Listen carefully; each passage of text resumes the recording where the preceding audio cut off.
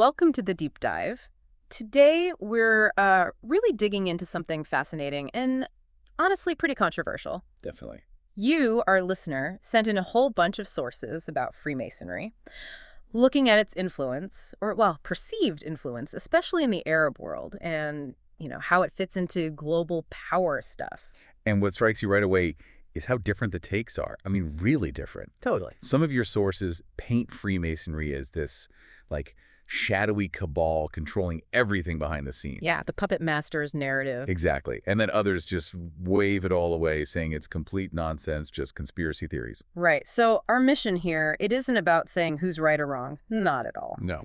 We're going to try and navigate through all these different views you've shared. We'll pull out the key info on Freemasonry's history, how it's structured, what people think it does, and try to understand why people see it so differently. And the materials you gave us are pretty varied. We've got articles from Al Jazeera, Al Akbar, a transcript from an Al Jazeera Arabic YouTube video, that Wikipedia page that just focuses on Masonic conspiracies. Oh, yeah, that was packed. And also an article from Enterprise, looking at secret societies more broadly. So, a good mix.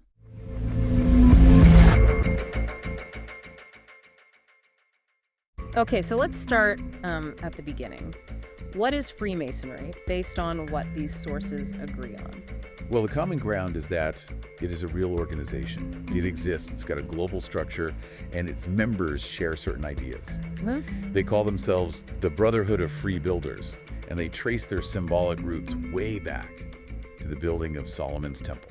Ah, hence the name and the whole building crafts thing. Exactly, that's a symbolic origin story. But historically, institutionally speaking, the sources point to the Grand Lodge of London. That was set up in 1717. Okay, 1717, London. Yeah, that's seen as a key starting point for the organized structure we see today.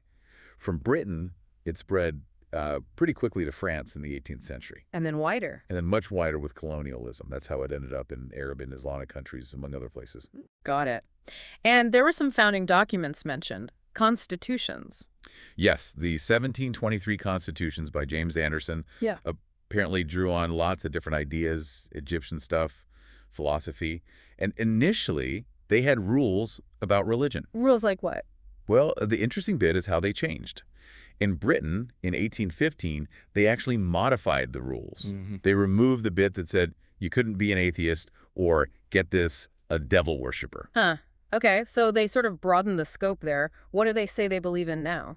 The sources say they talk about revering a great architect of the universe. It's a bit, open-ended. Right. Not tied to one specific religion. Exactly. They say they encourage members to stick to their own religion, strengthen their faith as long as it has moral values, and they promote things like freedom of thought, brotherhood, tolerance, shared global values. And they try to keep certain topics out. Yeah, they specifically state they avoid discussing politics and religion inside the lodges. The idea is to keep things unified, avoid division. Okay, so that's the public face, the stated ideals. What about how it's actually structured? You mentioned degrees earlier. Right. It's hierarchical. There's this system of 33 degrees, apparently, set up in 3 main layers, or tiers. 3 layers. And that third layer, that's supposedly for the trusted few, they get access to more secrets, face tougher oaths.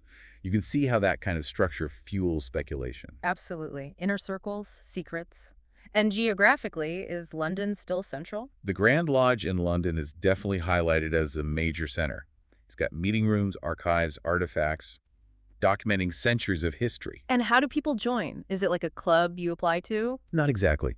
Usually you need to be recommended by someone who's already a member. There's an initiation process, often described symbolically as moving from darkness to light. More symbolism. And oaths are involved. Oh, definitely. Big oaths. Pledging loyalty, promising to uphold traditions, attend meetings, be part of the brotherhood. And secrecy is a big part of those oaths. A huge part. Swearing to keep the order's secrets safe. And the sources mention that historically, the penalties for revealing secrets were severe. Even mentioning death, though that might be more symbolic now. Wow. Yeah, that historical context definitely adds to the whole mystique, even if things are a bit more open today. Well, yes and no. There might be more stuff written about them now, but the sources say they still have their secret ways of identifying each other, handshakes, passwords, and the meetings are private, members only. So that exclusivity remains. Absolutely. And that exclusivity, that secrecy, it's almost certainly a big reason why all these theories and perceptions bottle up. Okay, let's dive into those perceptions then. The sources mention 2 main viewpoints in the Arab world: Kind of polar opposites. That's right. On one hand, you have this view that really, really exaggerates Freemasonry's power. Like, they control everything, install presidents, run the world from the The shadows, Illuminati-style narrative. pretty much. Then, on the complete other end, you have people saying, no, that's ridiculous. It's just baseless conspiracy talk. And the sources suggest the truth is. Probably somewhere in between. Mm-hmm. Like, Freemasonry is real, they have activities, but they likely don't have that kind of, godlike global control some people imagine. Now, one really persistent theme in these conspiracy theories is this alleged link to Jewish control or a Jewish plot. Yes, that comes up a lot. It's a really potent and historically dangerous accusation. Definitely. Some theories tie Freemasonry directly to a supposed Jewish plan for world domination. They often bring up the protocols of the Elders of Zion. Which is a known fabrication, right? Absolutely, a notorious anti-Semitic forgery, but it still gets cited. There's also mention of a book, Pawns in the Game, by William Guy Carr, pushing this idea that world leaders are just puppets. And this isn't just fringe stuff, historically. Sadly, no. Hitler believed Freemasonry was a Jewish tool, and that fueled persecution. The Hamas Charter from 1988 also explicitly states that Jews use groups like Freemasons to, quote, spread evil and cause wars and revolutions. Wow. Do proponents cite any evidence for this? Well, they might point to things like the alleged role of a Jewish Freemason, Emmanuel Carasso, in removing the Ottoman Sultan Abdul Hamid II, or they mention finding Hebrew words in some lodge communication codes, things like that. And the Freemasons' response. They consistently and strongly deny it all. They call it slander, fabrications by enemies. They point back to their principle of respecting all religions as proof against these kinds of claims. Okay. Another big one is the New World Order. How does Freemasonry fit into that theory? It's central to many versions of it. The idea is usually that Freemasons, maybe alongside the Illuminati, are secretly working to create a one-world government, total control. And symbols play a big role here, too. Huge. People point to the eye on the pyramid on the US dollar bill, or when celebrities like Jay-Z use triangle hand signs. They see these as hidden Masonic or Illuminati messages, proof of the hidden agenda. It's not just global conspiracies, though. There are claims about influence on a national level, too, right? Like in the UK? Yes, definitely. There have been ongoing concerns and claims in Britain about Freemasons supposedly infiltrating the judiciary and police, giving preferential treatment to fellow Masons, undermining fairness, basically. And this intertwining with the Illuminati idea keeps popping up. It does. The theory often goes that the Illuminati either work with or have taken over the higher degrees of Freemasonry to secretly push society towards this new world order. And then they link Freemasonry to other groups, too. Oh yeah, it becomes this huge web. Bohemian Grove, Skull and Bones at Yale, even the Rhodes Scholarship. Some theories get really wild and try to connect them to, like, the Ku Klux Klan or the Orange Order in Northern Ireland. The connections seem pretty tenuous in some cases. It sounds like almost any major event could be pulled into this framework. Pretty much. The sources mention 9/11 as a key example. Some theorists claim it was orchestrated by Jewish or Masonic forces, Based on what? often on things like debunked claims about Jewish workers getting warnings beforehand or questioning the physics of the building collapses. It feeds into that larger narrative of hidden control. And even questioning the term conspiracy theory itself is seen as part of the conspiracy. Exactly. For some proponents, dismissing these ideas as conspiracy theories is just another tactic used by the powerful, maybe the Masons themselves, to stop people from seeing the truth. Let's circle back to the Arab perspectives. Why is this seen as particularly relevant there, according to the sources? Any specific reasons mentioned? One angle mentioned is the presence of Israel. Some theorists argue that's why Masonic influence is supposedly so strong in the region to protect Israeli interests. They sometimes try to link this back to the Knights Templar and their historical focus on the Temple Mount area. Interesting historical callback. But the articles also offer a more, let's say, sociological explanation. They suggest that conspiracy theories in general have become quite prevalent in the Arab world, partly as a response to, well, long periods of perceived political weakness or defeat. It becomes a way to explain things when maybe internal factors are harder to confront. So, coping mechanism almost. Perhaps. But the sources also critique this tendency, saying it can hinder rational analysis and just become a go-to explanation for any problem, which isn't very helpful.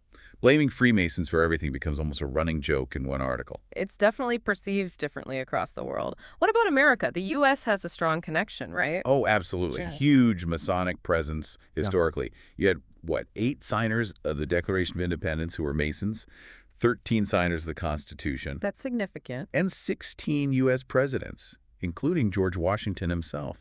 So yeah, deeply embedded in the foundations of the country, you could say. And elsewhere, Britain, France, Germany. In Britain, besides the judiciary concerns we mentioned, the royal family have historical links. A cousin of Queen Elizabeth II was the Grand Master. Churchill was a member too. Right. In France, the Grand Orient Lodge is seen as quite influential. And Germany has that bizarre Reich citizens movement, believing the state is a corporation run by Masons and globalists. It really shows how differently it manifests. The YouTube video transcript you mentioned has some specific details too, visuals. It did. It talked about the prevalence of these theories around U.S. elections, showed the outside of an old Masonic lodge in the U.S. And it really highlighted the secrecy the Grand Lodge in London wouldn't let them film or do interviews. It mentioned symbols inside lodges, like the black and white checkered floors symbolizing duality, good and evil, maybe. And interestingly, it noted some lodges tied to a specific group actually have images of Mecca inside. Images of Mecca inside a Masonic lodge. Yeah, apparently linked to a group with Arabic and Islamic symbolism in its rites.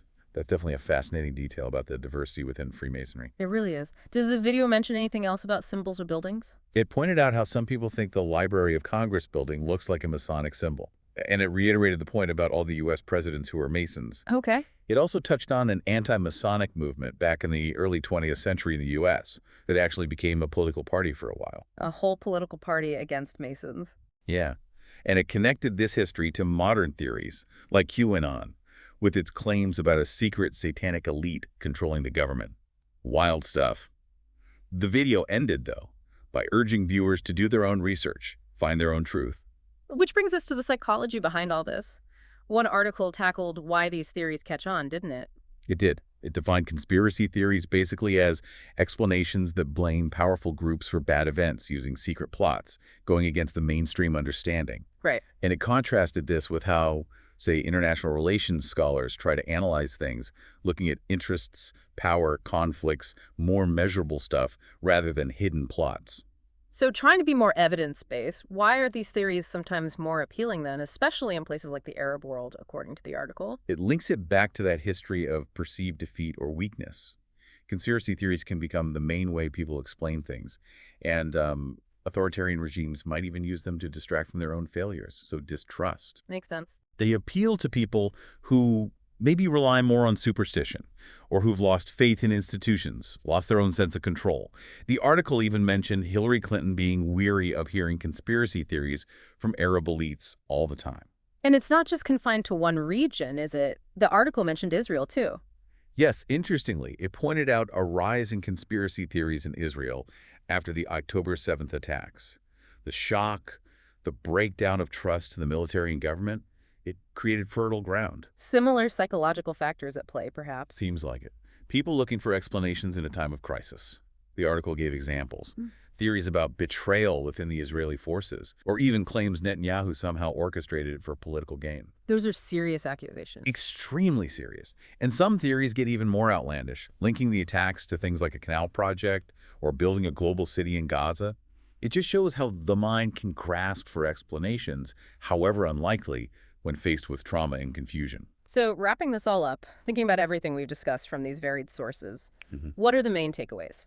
Well, first off, Freemasonry is definitely a real thing, an organization with a long history, its own structure, its own beliefs. That's clear. Yeah. But how people see it, its power, its influence, that's wildly different. We've seen everything from claims of total world domination. Right down to complete dismissal as fantasy. Exactly. And the sources really show that whole spectrum. And that article on the psychology really underscores the need for critical thinking when you encounter these narratives. Absolutely crucial. It's about finding that balance, isn't it?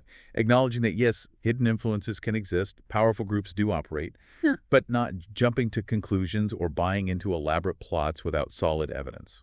Which leaves a final thought for you, the listener. Considering how deeply ingrained beliefs can be and how much we humans want explanations for complex, confusing events, how do you navigate that line? How do we tell the difference between, say, legitimate investigation of power and influence and just unfounded speculation or conspiracy? Yeah, what's our individual responsibility in sorting credible information from the noise? It's not easy, but it's a really important question to think about.